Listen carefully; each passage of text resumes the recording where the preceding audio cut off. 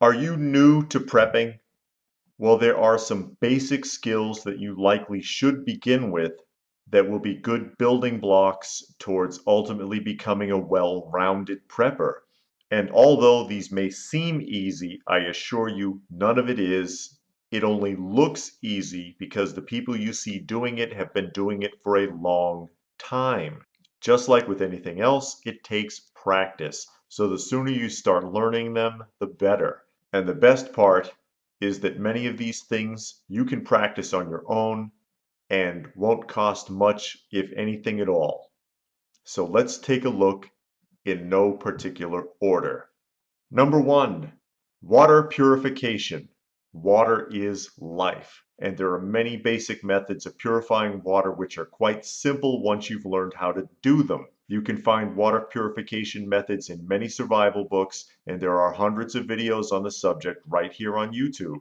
Remember, the important thing is to actually try doing it, right down to testing the water when you're done. Don't just read about it. Number two, the opposite of water, fire starting. This is a simple one that you can practice on your own with one or several of the different methods available for starting a fire without matches or lighters. I practice this in my own fireplace by starting fires the old-fashioned way. A fireplace or fire pit makes for a great controlled setting for experimenting with this. Number three, orienteering. The forgotten art of orienteering, otherwise known as map reading. We live in a day and age where almost no one can read a map anymore. Like many of the basic skills on this list, it has become an obscure hobby to most, all but forgotten in the modern age of GPS devices. But what do you do when that device doesn't work anymore? Number four, basic first aid. Often overlooked, you would be surprised how many people simply don't know first aid basics. I mean, why bother when proper treatment is only a phone call away? Dial 911 and wait. That is, unless you are unable to make a phone call and handle it yourself, which happens more often than you think. Do yourself a favor, spend a few bucks on a first aid book and read it. Better yet, practice some of the techniques you read about. Number five, procuring food in the wild, hunting and fishing. Contrary to popular modern belief, meat does not come from the supermarket.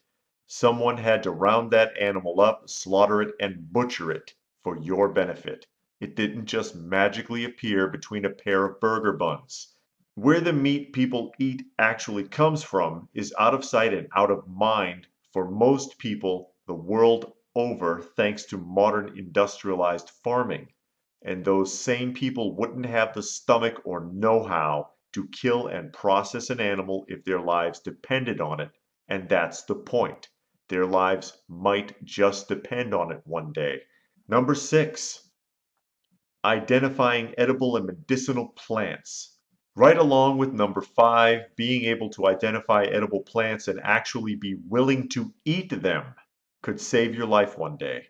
In addition to having nutritional value, many plants also have healing properties. And the best part?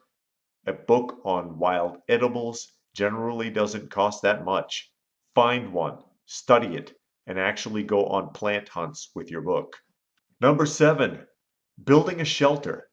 If you were lost in the woods and there was severe weather, could you build a shelter? I didn't ask if you knew how to build one. I asked if you could. There's a difference between knowledge and application. You can look at a bicycle and figure out in your mind how the bike works, but can you ride it? Not until you've tried. So practice building a shelter. Number eight, self-defense. If you were attacked by a person or an animal, could you defend yourself? Better yet, could you defend yourself with limited access to a weapon or no weapon at all? There are very few people who actually know how to fight, and even fewer who can fight proficiently. Everyone should have the ability to defend themselves. This is an important skill that you should be working on.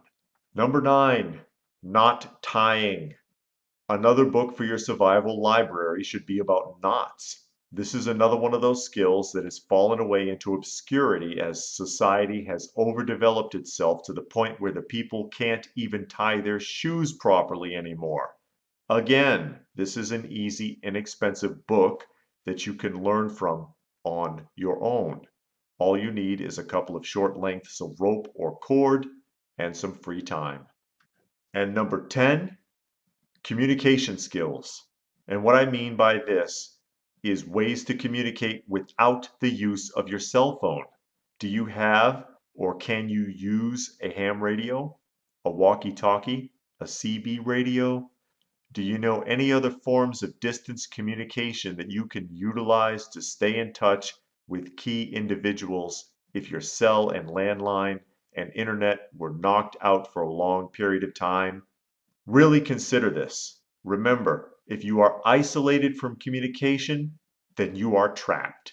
That's right, there's one more, my little bonus for you. Number 11, physical and mental fitness. Do you exercise your body and do you exercise your mind? Two things you can do for free in your own spare time. There's a golden rule that applies to both your mind and body. Use it or lose it. If you don't exercise your body, it gets sluggish and weak. If you don't exercise your mind, it gets slow and cloudy. Keep your mind and your body fresh and sharp, and it will serve you well. Remember, knowledge is better than equipment. Too many preppers just own stuff. Get out there, practice, and learn. Experiment with these suggestions on your own or find classes in your area to work on these skills. If you have anything you would like to add to this list, please go ahead and post them in the comment section down below. They could be helpful to some of the viewers. Do give it a thumbs up and share it if you can. If you got anything out of the video, I would appreciate it. If you're new to the channel, do take the time to subscribe and check out some of the other video content. You may find something interesting. Remember that I can also be found on another YouTube channel called Coffee Talk. I will put a link to that in the description. So as always, stay frosty, folks, and thanks for watching.